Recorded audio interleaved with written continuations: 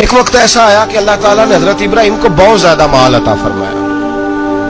اتنے اونٹ گنے نہیں جاتے، گائیں اتنی زیادہ کہ شمار نہیں ہوتی، بکرے بکریاں اتنی زیادہ کہ شمار، بہت زیادہ مال اللہ نے عطا فرمایا. اور ابھی کچھ عرصہ پہلے آپ پیچھے جائیں نا تو جو لفظ مال تھا وہ روپے پہ تو بولا ہی نہیں جاتا تھا، وہ جانوروں پہ بولا جاتا تھا. بہت زیادہ مال اللہ نے دیا، بکریاں، گائیں، اونٹ، بیل، بڑا کچھ. تو رب کریم نے فرشتوں سے فرمایا کہ واتخذ اللہ ابراہیم خلیلا، ابراہیم میرا دوست ہے. تو فرشتے کہنے لگے یا اللہ جسے اتنا کچھ دیا جائے اس نے دوست تو بننا ہی ہوتا ہے، وہ نوازا ہی بڑا ہے، اتنا مال، اتنے کھیت کھلیان، اتنا کچھ. اللہ کریم نے فرمایا جاؤ آزمائش کر لو، امتحان لے لو. فرشتہ امتحان لینے پہنچ گیا. حضرت ابراہیم کے جانور چر رہے ہیں چراگاہ میں، حضرت ابراہیم بھی ہیں، غلام بھی ہیں، بہت بڑا ریوڑ ہے.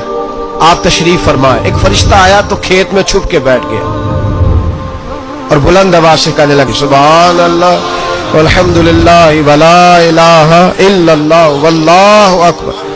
اب وہ حضرت سیدنا ابراہیم علیہ السلام کھڑے تھے تو وہ کھیت میں بیٹھ کے تسبیح پڑھنے لگا سبحان اللہ والحمدللہ ولا الہ الا اللہ.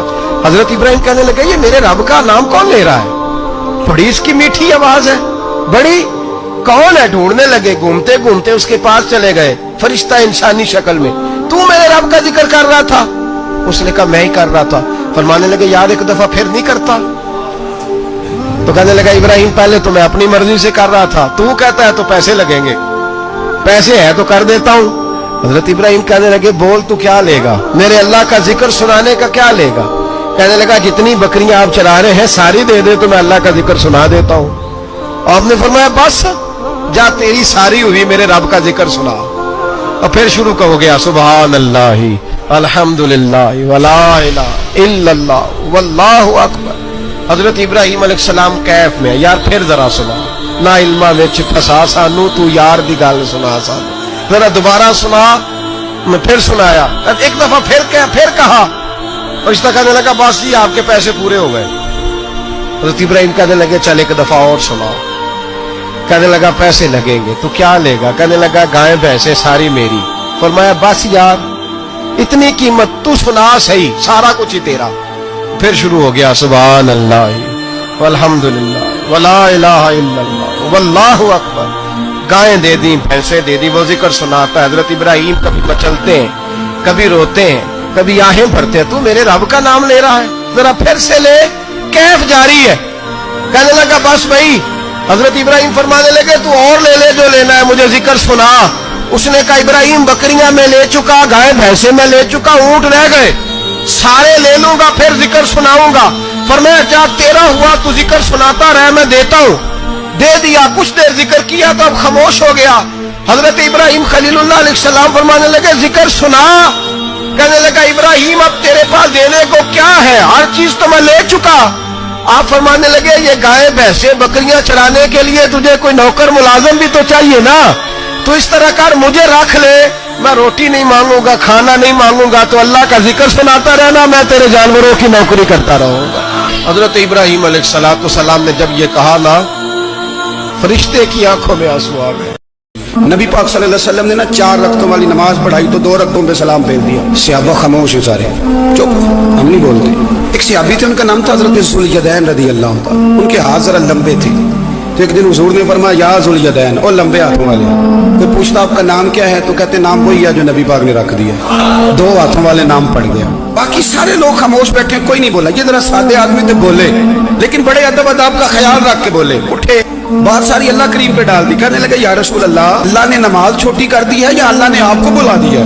تو حضور فرمانے لگے کیا ہو گیا ہے؟ حضور مجھے لگتا ہے آپ نے 2 رکعتیں پڑھائی ہیں. نبی پاک نے فرمایا کیوں بھی ابو بکر کتنی پڑھائی ہیں؟ عرض کی حضور مجھے کوئی نہیں پتا، میں تو پڑھنے آیا ہوں، کو رکھتے کتنی تھوڑی ہیں، جتنی پڑھاؤ گے چپ کر کے پڑھ لیں گے. ایک بابا جی بولے، کہنے لگے نماز پڑھا کہ میں تیمل ویکھا، مینو کعبہ بھول گیا آئی، بھول گئیاں نی سب سوم صلاتاں، ایک کو یار دا فکر پہ آئی. حضور نے فرمایا عمر تو بتا کتنی پڑھی؟ عرض کی حضور مجھے نہیں پتا. نا ہمارا مزاج ہی نہیں، اتنی توجہ کون رکھے. اقبال بھی بول پڑے، کہنے لگے اذان تو ازل سے تیرے عشق کا ترانہ بنی، اور نماز تو اس کے نظارے کا ایک بہانہ بنی. عثمان تم؟ عرض کی حضور مجھے کیا بتاؤ. हमारे तो अल्लाह ताला खैर करे, शगीद हमें बड़े मशवरे दे देते हैं, मुरीद आजकल बड़े सियाने मिलते हैं, वो पीरों को कई दफा बड़ी बड़ी जबरदस्त स्टोरियां सुना जाते हैं। हुज्जतुल विदा का खुतबा था, खुतबा हुज्जतुल विदा नबी पाक दे रहे थे। 9 ज़िलहज को होता है खुतबा, जुमे का दिन था, ज़िलहज का महीना था, कुर्बान जाऊं सहाबा की गुलामी। हुजूर ने पूछा आज तारीख क्या है, अर्ज की हुजूर नहीं पता। फरमाया दिन क्या है, हुजूर नहीं पता। फरमाया जगह कौन सी, अर्ज की हुजूर नहीं पता। इमाम जुरकानी कहते हैं किसी ने पूछा हजरत अनस बिन मालिक को तुम्हें नहीं पता था? फरमाया पता था। कहा बताया क्यों नहीं? फरमाया हमें क्या जरूरत है बताने की, महीना ज़िलहज का था, अगर हुजूर कह देते मुहर्रम है तो हमने मुहर्रम ही कर लेना था। जो महबूब कह दे, जैसे कह दें जैसे कर दें, जिस तरह वो कर दे। रसूल करीम सल्लल्लाहु अलैहि वसल्लम ने एक सहाबी से पूछा कि हुजूर पक्का नहीं पता, आपको ही पता है, आपके इल्म में है कितनी रकातें पढ़ाई हैं? अल्लाह के रसूल सल्लल्लाहु अलैहि वसल्लम ने ना बार बार पूछा का हुजूर लग रहा है पर सही पता आपको यह कितनी रकातें पढ़ी हैं? आला हज़रत हदीस लिखते हैं तो फरमाते हैं भाई ये सारा कुछ क्या हो रहा है? जब बात तय हो गई तो नबी पाक ने फरमाया भाई 2 ही पढ़ी हैं, मुझे यही लगता है। इस तरह करो, उठो 2 रखते और पढ़े। इमाम अगर भूल जाए ना नमाज में और अगर कोई उसे बता दे तो फिर भी सजदा साफ करना पड़ता है, लेकिन हजरत ज़ुल्जदैन कहते हैं नबी करीम उठे, 2 रकते मुकम्मल पढ़ाई, सजदा साफ भी कोई नहीं किया। फरमाया मांगो दुआ, हो गई है नमाज, कोई सजदा साफ नहीं।